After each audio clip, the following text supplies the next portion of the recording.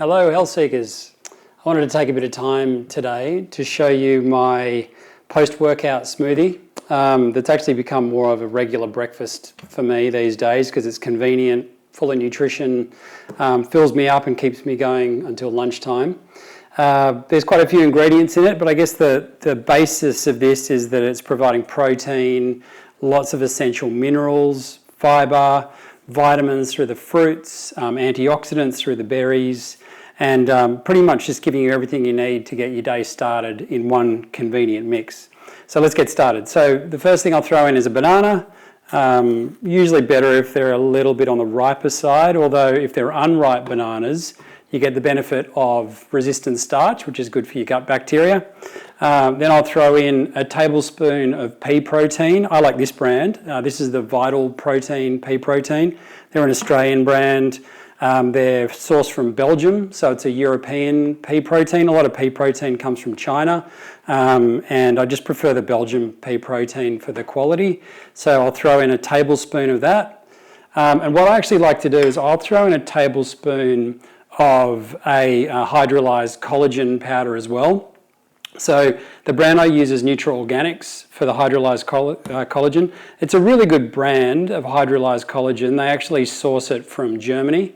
And it's the only animal product in this whole smoothie. So if you're a vegan or a vegetarian and you don't want the animal product side of it, then you could always put in 2 tablespoons of the pea protein instead. But essentially when you're putting in a tablespoon each of these 2 different sources of protein, you're getting a really good mix of all the amino acids that your body needs. If you use one or the other, sometimes you might be a bit too heavy on some and too light on others. So that's why I like the mix of the 2. I'll throw in a handful of frozen mixed berries. Really better if these are organic because berries are pretty heavily sprayed with pesticides and herbicides. So if you're not sourcing organic, you're probably getting a lot of nasty stuff in there that you don't want. I'll throw in a couple of dates as well. You can soak them beforehand if you want to make them softer and easier to blend, but I just throw them straight in. And sometimes there's a few chunks in the smoothie, but I don't care. A tablespoon of linseed, ground linseed. So best if you can grind it fresh because it preserves the fatty acids in the linseed. But if you get pre-ground linseed, that's good for you as well. You're getting a lot of extra nutrition there. And I'll put in a tablespoon of psyllium husk as well. So those 2, the linseed and the psyllium husk, are to provide the fibre and to keep things moving, if you get what I mean. And they work really well. I really like putting those in for the nutrition side of it too. And then I'm getting into the particular supplements that I'll add. So I like to use a calcium powder. This is sourced from sea vegetables, this calcium. So it's natural form and it's got lots of other trace minerals in it too. I'll put in a level teaspoon of that, and that actually provides your daily calcium needs. So I don't have dairy in my diet, and that's a really good way to get that extra calcium in. Obviously there's other vegetable sources like almonds, especially if you activate those almonds, leafy greens, but I like to just make sure I'm getting what I need. And I'll also put a level teaspoon of magnesium powder in as well. I use a biglycinate powder, which is a pure powder. Tastes disgusting on its own, but when you put it in with everything else, you don't taste it. But you could use a citrate powder as well. And that just gives you that good balance of magnesium and calcium for your nervous system, your muscles, everything to keep your body in tip-top shape. And the last thing I add is a 1/4 teaspoon of kelp powder. So I put that in because the key ingredient there that it's giving you is iodine. And iodine is actually something that we don't get much of in our diets these days at all. So kelp is a really good way to get that.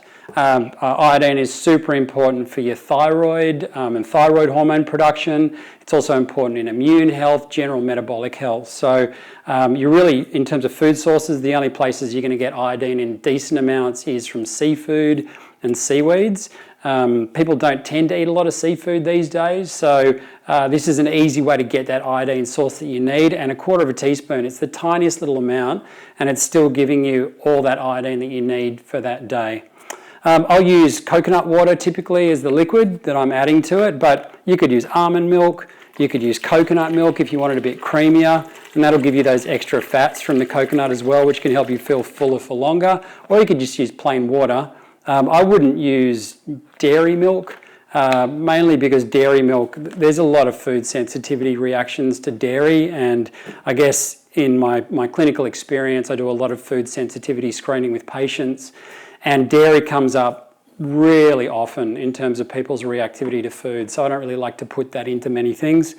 I guess that circles back to the protein side of things as well, because a lot of people will use whey protein in their shakes, which is dairy.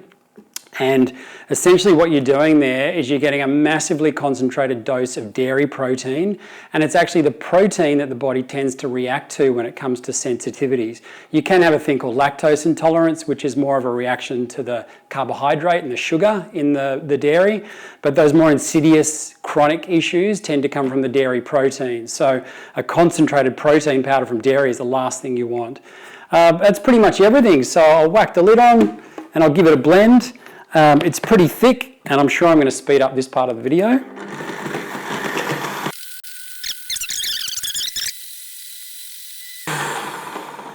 Bob's your uncle. So you got yourself a post-workout or a breakfast smoothie. It doesn't look the prettiest. It kind of ends up a dark purpley, almost brown. If you're really pedantic about the colour of your foods, you might want to close your eyes while you drink it, but it tastes good. So here's to good health. If you really like this video, please like on the button below. If you have any other recipe ideas or comments or questions about this kind of smoothie, please put them in the comment box below. Subscribe if you want to see more of these videos. And here's to good health. Cheers.